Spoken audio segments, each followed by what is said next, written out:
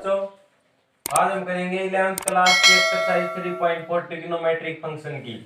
पिछली वीडियो में हमने एक्सरसाइज 3.3 को कंप्लीट कर लिया था। जिस भी बच्चे ने एक्सरसाइज 3.3 नहीं देखी है तो इस वीडियो के डिस्क्रिप्शन में जाके वीडियो का लिंक ले और वहां से एक्सरसाइज 3.3 को देखें।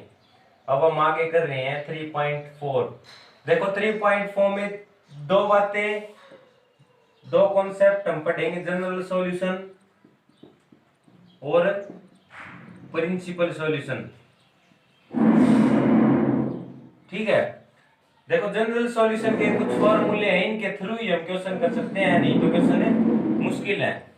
ठीक है, देखो ये फॉर्मूला में कॉपी में नोट कर लो। फर्स्ट फॉर्मूला क्या, अगर साइन थीटा 0 के इक्वल हो, ये तो हम जानते हैं साइन थीटा 10 तक हमने पढ़ा है, साइन 0 0 होता है, पता है, ये तो हमने 10 तक पढ़ा था। क्योंकि ये जरूरी नहीं है कि साइन थीटा की 0 वैल्यू 0 डिग्री पर होती है। बहुत एंगल है जिन पे थीटा की वैल्यू 0 होती है। ठीक है, तो अब हमें पढ़ेंगे कि कौन कौन से वो एंगल है जिन पे थीटा की वैल्यू 0 के सिवाय और एंगल्स पर भी होती है।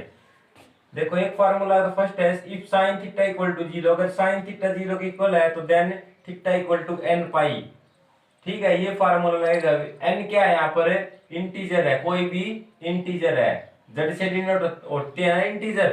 सेकंड फार्मूला है cos theta equal to 0 then theta equal to 2n plus 1 into pi by 2 where n belongs to z, z means है इंटीजर। थर्ड है tan theta equal to 0 then theta equal to n pi where n belongs to z। ये question करते time हमें फॉर्मूले लिखने, question के अंदर भी लिखने हैं, जरूरी है। ठीक है, अब देखो नॉन जीरो, मान लो ये तो हमने पढ़ लिया कि साइन थीटा जब 0 की इक्वल हो, cos थीटा 0 की इक्वल हो और tan थीटा 0 की इक्वल हो। अब हम देखेंगे साइन थीटा cos थीटा कोई भी नॉन जीरो हो, मीन से 0 के इक्वल न हो। मान लो साइन थीटा हमारे पास साइन x के इक्वल है, x का मतलब कोई भी एंगल लगा लो, x y z 3 45 60 90, कुछ भी एंगल लगा लो। ठीक है, x की जगह कुछ भी हो सकता है। मान लो हमारे पास ये क्वेश्चन आ जाए, तब कैसे सोल्व करेंगे, तब हम इन फॉर्मूलाज का यूज करके हम क्वेश्चन सोल्व करेंगे। ठीक है, मान लो हमारे पास साइन थीटा साइन x से इक्वल है, तो फार्मूला क्या लगेगा, theta equal to n pi plus into minus 1 की पावर n अल्फा। n क्या है हमारे पास, इंटीजर है। ठीक है, मान लो cos थीटा cos x से इक्वल है, तो कौन सा फार्मूला लगाएंगे, तो हम लगाएंगे theta equal to 2n pi plus minus alpha n belongs to z। ये मान लो हमारे पास tan थीटा tan x के इक्वल है, तो कौन सा लगाएंगे, theta equal to n pi plus alpha n belongs to z integer. ठीक है, ये फार्मूले सभी बच्चों को याद होने चाहिए और क्वेश्चन करोगे तो ऑटोमेटिक याद हो जाएंगे। आगे देखो हम क्वेश्चन करके देखते हैं। हमारा एक्सरसाइज 3.4 का फर्स्ट क्वेश्चन क्या है, find general and principal solution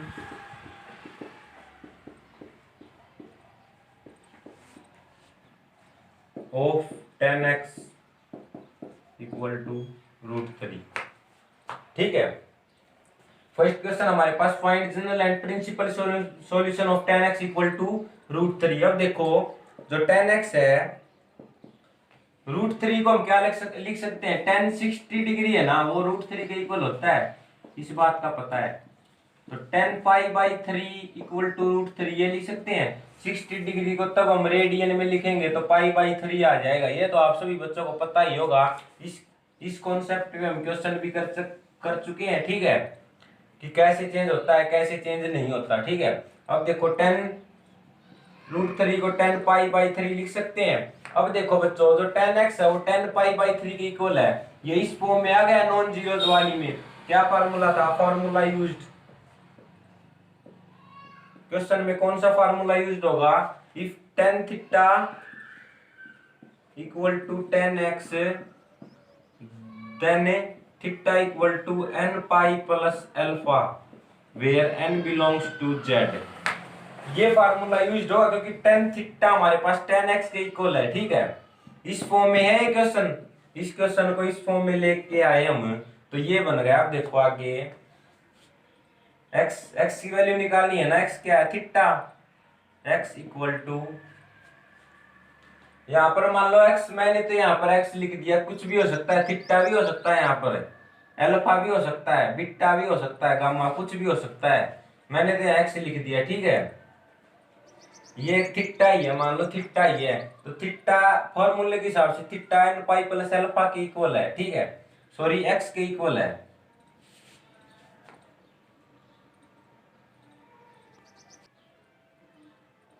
यहाँ एक्स के इक्वल है, ठीक है।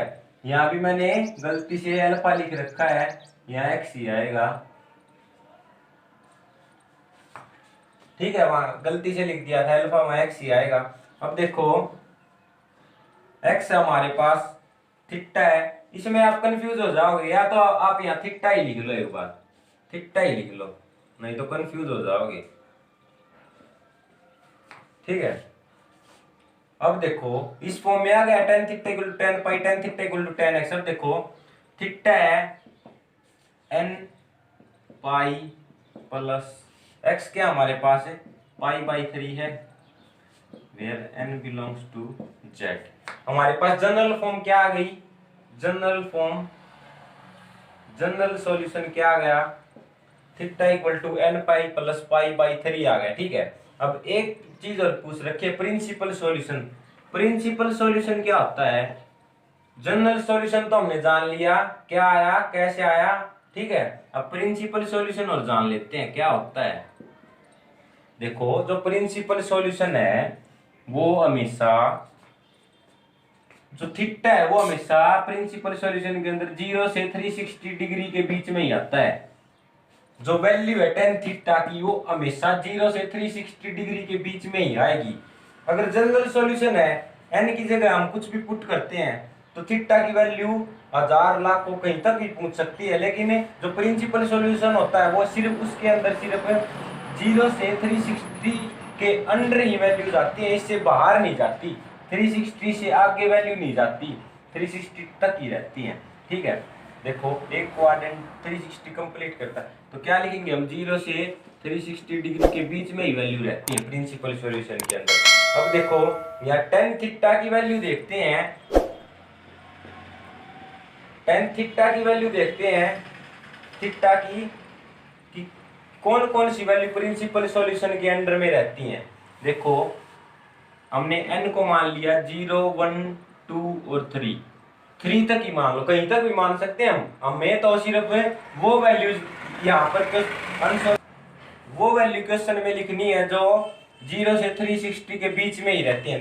एक बार मैंने मान लिया n को 0 1 2 और 3 मान लिया। अब जनरल सॉल्यूशन के अंदर वैल्यू रख के देखते हैं। फर्स्ट स्टेप है थीटा इक्वल टू n की जगह हमने 0 रखा, पहले n की जगह 0 रखा तो क्या है हमारे पास है थीटा की value pi by 3 I, pi by 3 60 होता है, 60 होता है तो 0 से 360 के बीच में ही वैल्यू है 60 डिग्री, तो ये प्रिंसिपल सॉल्यूशन है। अब सेकंड देखो हमने n को 1 रखा, यहाँ पर 1 रखो तो 1 into pi plus pi by 3 आया, 3 पाई प्लस पाई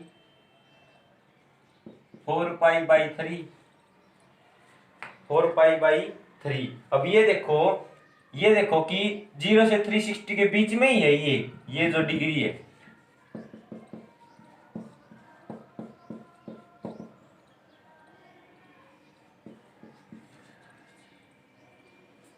सॉरी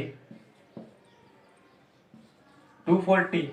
अब देखो 240 360 के बीच में ही है, तो हमारे पास ये भी एक प्रिंसिपल सॉल्यूशन हुआ, ठीक है। अब थर्ड देखते हैं, n की जगह 2 पुट करके देखते हैं यहाँ पर, तो theta equal to 2 pi plus pi by 3, 3 2 से 6 पाई 7 पाई बाई 3, 7 पाई बाई 3 तो 360 से ज्यादा हो गया, 360 से ज्यादा हो गया तो ये हमारे पास प्रिंसिपल सॉल्यूशन नहीं रहा, तो इसलिए यहीं तक क्या है प्रिंसिपल सॉल्यूशन क्या है पाई बाई 3 और 4 पाई बाई 3 तक ही रहेगा प्रिंसिपल सॉल्यूशन, ठीक है। हमने प्रिंसिपल सॉल्यूशन जान लिया, जनरल सॉल्यूशन जान लिया, ठीक है। अब ऐसे ही हमें एक्सरसाइज के और क्वेश्चन सोल्व करेंगे।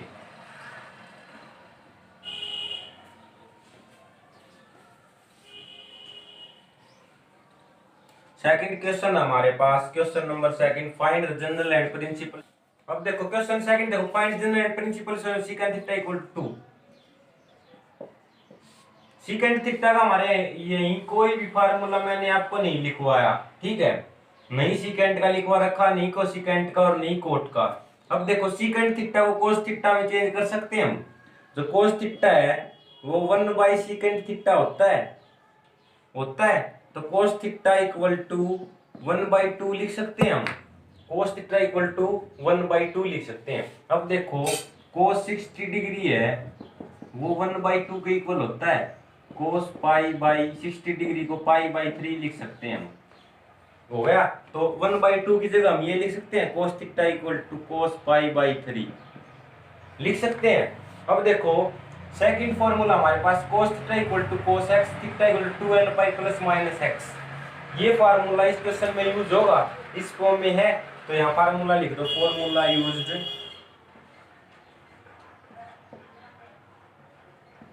cos theta equal to cos x then theta equal to 2n pi plus minus x, ठीक है, where n belongs to z। अब देखो यहां रखते हैं हम, इस फॉर्मूले के अंदर रखते हैं theta equal to 2n pi plus minus x, क्या हमारे पास पाई/3, ठीक है। जनरल फॉर्म क्या आ गई हमारे पास है, where n belongs to z। ये जरूर लिखना n belongs to z। General form हमारे पास क्या आ गई, ये आ गई। अब क्या बताया था मैंने, अब प्रिंसिपल सॉल्यूशन और निकालते हैं। प्रिंसिपल सॉल्यूशन क्या होता था, 0 से 360 डिग्री के बीच में ये एंगल वाले होते हैं, वही प्रिंसिपल सॉल्यूशन के अंदर आते हैं, ठीक है। n कुछ भी मान लो, 0 1 2 3 कहीं तक मान लो हमने यहीं तक मान लिया 1 2 तक। एक बार इफ फर्स्ट स्टेप है, if n equal to 0 then theta equal to 2 pi plus minus pi.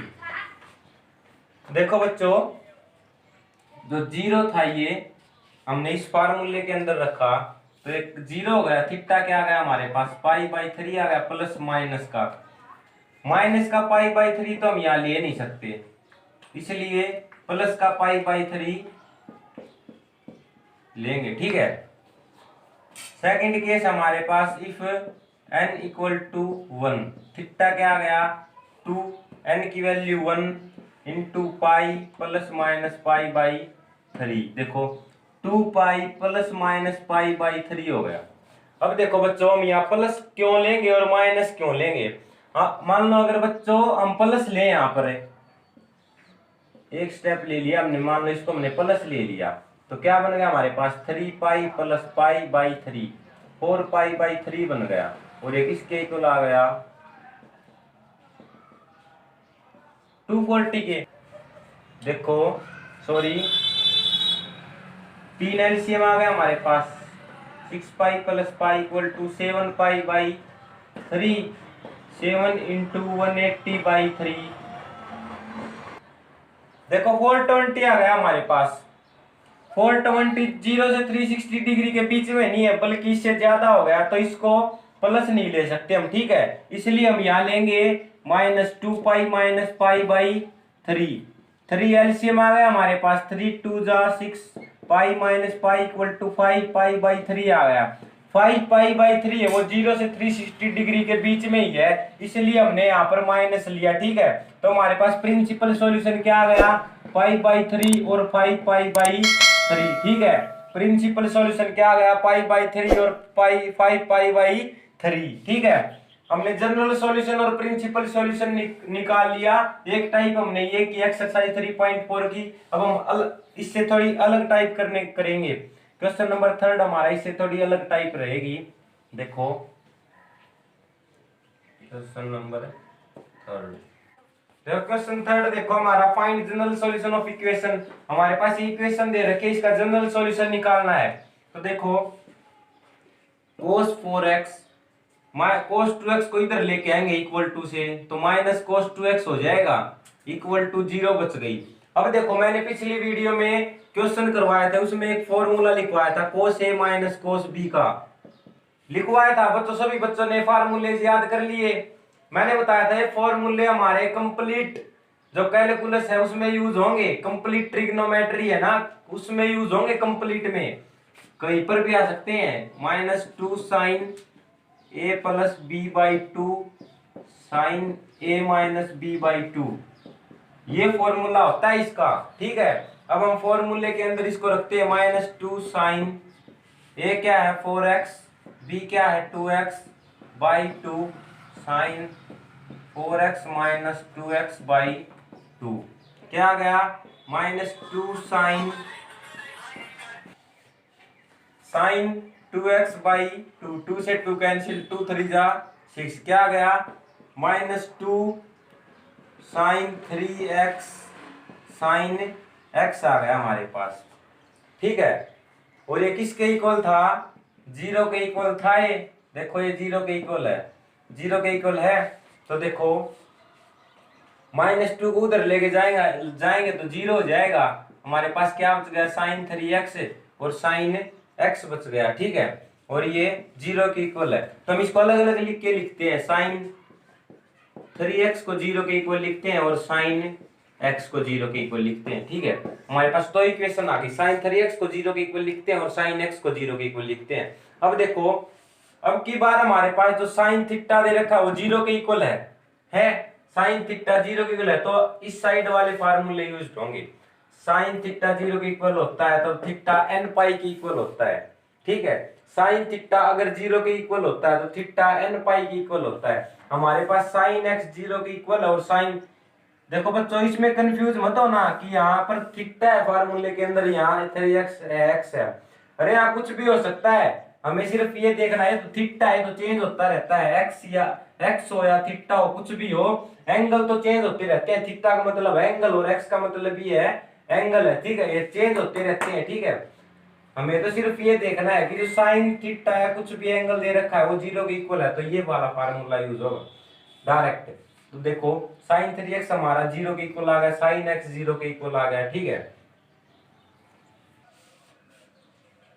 देखो अब देखो हमें कौन सा फार्मूला लगाना है, sine theta formula used, sine theta equal to 0 then theta equal to n pi, यही है, n बिलोंग्स टू z।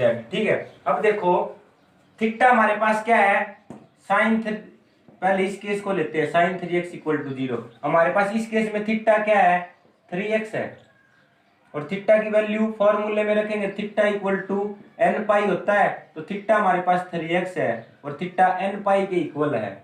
ठीक है, ये आ गया। अब x की वैल्यू निकाल लो, यहां से क्या आई n पाई बाई 3, ये आ गई।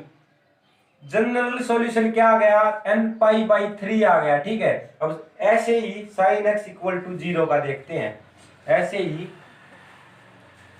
साइन x इक्वल टू 0 का देखते हैं तो हमारे पास थीटा यहाँ क्या है x है, थीटा x के इक्वल है और यहाँ पर थीटा किसके इक्वल है n पाई के, तो x इक्वल टू n पाई हो गया। जनरल सॉल्यूशन एक तो ये आ गया हमारे पास, एक जनरल सॉल्यूशन ये आ गया। ठीक है, तो जनरल सॉल्यूशन लिख देंगे, general solution of equation is n पाई और n पाई बाई 3। ठीक है, ये आपका मेरे कहने का मतलब है कि पीछे जो ट्रिग्नो, पहले तो हम इसको सोल्व करेंगे जो हमारे पास इक्वेशन दे रखी है फॉर्मूला यूज करके, और बाद में ये फॉर्मूले तो इस एक्सरसाइज में लगने ही लगने हैं। आपको बस ये देखना आना चाहिए कि हाँ इस क्वेश्चन में कौन सा फार्मूला यूज होगा, इसमें कौन सा होगा। ठीक है, अब हम एक क्वेश्चन और करते हैं। देखो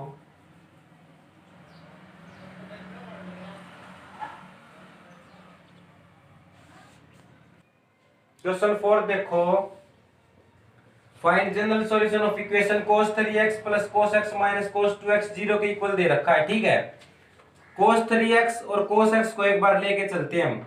यहां देखो cos a plus cos b का फार्मूला क्या बताया था मैंने, 2 cos a plus b by 2 cos A minus B by 2। तो देखो पहले हम इन दोनों केस में ये फॉर्मूला यूज करते हैं, ठीक है। तो करो 2 cos A plus X B by 2 cos A minus B by 2 minus cos 2x हमारे पास है ही, ठीक है। देखो क्या आ गया, 2 cos 4x by 2 cos 2x by 2 minus cos 2x equal to 0। 2 2 जा 4, 2 1 जा 2। 2 cos 2x cos x minus cos 2x equal to 0। देखो बच्चों कोस 2x दोनों में कॉमन आ रहा है, तो लिख लिया कोस 2x। अंदर क्या बच गया, को 2 कोस x माइनस 1 इक्वल टू 0। अब देखो कोस 2x 0 के इक्वल हो गया और 2 कोस x माइनस 1 0 के इक्वल हो गया, ठीक है। ये 0 के इक्वल हो गया और ये 0 के इक्वल हो गया। अब पहले इसको उठाते हैं, फर्स्ट केस लेते हैं हम इसको लेते हैं। तो मैंने क्या बताया था, कोस थीटा 0 के इक्वल हो, ये फार्मूला यूज होगा। फार्मूला यूज्ड कौन सा होगा इसमें, cos theta equal to 0 then theta equal to 2n plus 1 pi by 2 use होगा, ठीक है। थीटा हमारे पास यहाँ पर क्या है, 2x है। फॉर्मूला क्या है, 2n plus 1 pi by 2। x की वैल्यू क्या आ गई, 2n प्लस 1 पाई बाई 4 हो जाएगा। 2 उधर चला जाएगा डिवाइड में, तो पाई बाई 2 है, पाई बाई 4 हो जाएगा। एक जनरल सॉल्यूशन हमारे पास ये आ गया, ठीक है। हमने फॉर्मूले के अंदर cos थीटा इक्वल टू 0 वाला फॉर्मूला रखा। थीटा हमारे पास इस क्वेश्चन में 2x है, थीटा 2x है इक्वल टू फॉर्मूला क्या है, 2n plus 1 pi by 2। Theta की वैल्यू रख दी इक्वल टू में फॉर्मूला है, ठीक है। 2 को उधर ले गए, हमने x रखना था, x की वैल्यू निकालनी थी जनरल फॉर्म। अब हमारे पास बच गया ये 2 cos x माइनस 1 उधर चला जाएगा तो प्लस का 1 हो जाएगा, cos x इक्वल टू 1/2 हो गया, ठीक है। cos x 1/2 हो गया। cos 60 डिग्री पे 1/2 होता है ना, ठीक है। तो 1/2 की वैल्यू एक बार इधर रख दो, cos x equal to cos pi by 3, ठीक है। ये आ गया। अब देखो ये जो cos x है वो तो 0 की इक्वल नहीं है, तो 0 द्वारा फार्मूला तो यूज्ड होगा नहीं, हमारे पास यूज होगा नॉन जीरो वाला। cos थीटा cos x की इक्वल फॉर्मूला यूज कौन सा होगा, theta equal to 2n pi plus minus x where n belongs to z। तो कर दो, थीटा हमारे पास यहाँ पर क्या है theta x, 2n pi plus minus ये क्या है x pi by 3 where n belongs to z। हमारे पास जनरल सॉल्यूशन दो आ गए, एक तो ये आ गया एक ये आ गया, ठीक है। जनरल सॉल्यूशन निकालना था हमने इक्वेशन का, पहले इक्वेशन सोल्व की, बाद में हमारे पास दो स्टेप आए, cos 2x और 2 cos x माइनस 1। पहले इसको सोल्व किया, इसमें ये वाला फार्मूला यूज्ड हुआ और इसमें ये वाला फार्मूला यूज्ड हुआ, ठीक है। और हमारी जनरल सॉल्यूशन आ गई इक्वेशन की। अब हम इस एक्सरसाइज का लास्ट क्वेश्चन करते हैं। बाकी जो क्वेश्चन बच गए इस एक्सरसाइज के वो एक जैसी टाइप है, वो आप घर पर करके देखना, ठीक है। हमारा लास्ट क्वेश्चन है इस एक्सरसाइज का, क्वेश्चन 5। देखो लास्ट क्वेश्चन देखो हमारे एक्सरसाइज का, find general solution of equation sin 2x plus cos x। अब देखो बच्चों sin 2x 2a का फार्मूला क्या बताया था मैंने, 2 sin a cos a बताया था। तो इसके अंदर रख दो, sin 2x का क्या बन जाएगा, 2 sin x cos x। Question के अंदर रखते हैं तो 2 sin x cos x plus cos x equal to 0, ठीक है। अब कंप्लीट में से क्या कॉमन आ रहा है, cos x कॉमन आ रहा है, क्या बच गया अंदर है 2 sin x plus 1 equal to 0 बच गया। अब देखो इसको अलग अलग लिख लो, cos x को 0 और 2 sin x प्लस 1 को 0। देखो cos x को 0 तो कौन सा वाला फार्मूला यूज हो रहा है, 0 वाला ही, cos theta equal to 0 then theta equal to 2n plus 1 pi by 2, ये वाला फार्मूला यूज होगा। cos x x की जगह x थीटा क्या हमारे पास यहाँ x है, ठीक है। 2n+1 pi by 2। General solution क्या आ गया, cos x = 0 का ये आ गया। अब एक और बच गया हमारे पास ये स्टेप, 2 sin x 1 को उधर ले जाएंगे इक्वल टू -1 sin x = -1/2। अब देखो जो sin x है वो -1/2 कहां पर होता है, sin 30 डिग्री पे क्या होता है, 1/2 होता है तो माइनस sin 30 डिग्री पे क्या हो जाएगा, -1/2 हो जाएगा। मीन्स मेरे कहने का मतलब है sin -π/6 = -1/2। रेडियन के अंदर -π/6 30 डिग्री के -30 डिग्री के इक्वल होता है। ठीक है, अब देखो साइन ये माइनस में है लेकिन हम यहाँ माइनस में नहीं लेंगे, पॉजिटिव, इसको ऐसे लिख सकते हैं पाई -π/6, पाई -π/6 क्यों लिख सकते हैं। अब देखो पाई में से ही क्यों घटाएं, क्योंकि सेकंड क्वाड्रेंट में अगर हम घटाएंगे तो साइन पॉजिटिव रहेगा। ठीक है, पॉजिटिव करने के लिए हमने इसे पाई में से घटाया तो क्या आया हमारे पास, साइन 5π/6 आ गया, -1/2 के इक्वल होता है ये आ गया। तो देखो यहां लिख सकते हैं -1/2 की वैल्यू क्या लिख सकते हैं, साइन 5π/6 लिख सकते हैं।